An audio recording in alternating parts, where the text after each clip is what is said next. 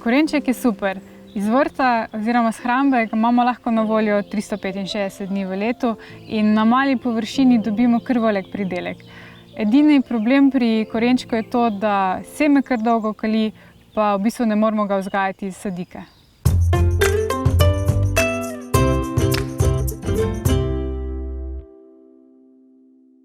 Korenja ne moremo vzgojiti sadik, saj v sadilni celici začne v krogu sukati glavno korenino, ki jo v presajanju lahko tudi hitro poškodujemo.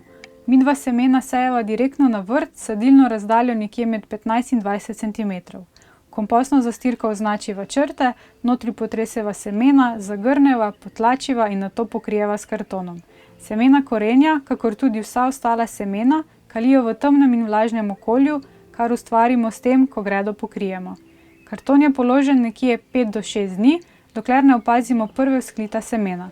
Nato karton z grede odstranimo in zalivamo še nekje teden dni, da vsa semena dobro vzklijejo in se dobro ukoreninijo.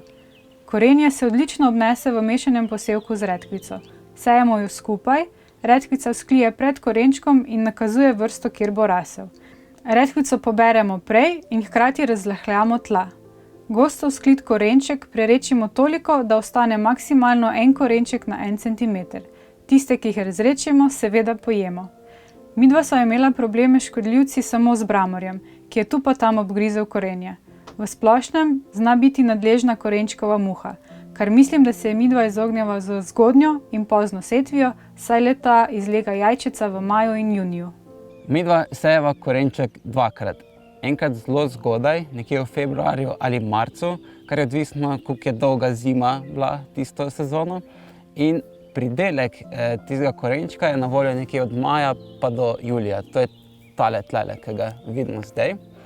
Ta druga setev se pa naredi nekje v mesecu juniju in tisti bo pa potem za pridelek v jeseni oziroma bo tudi pripravljen potem za spravilo.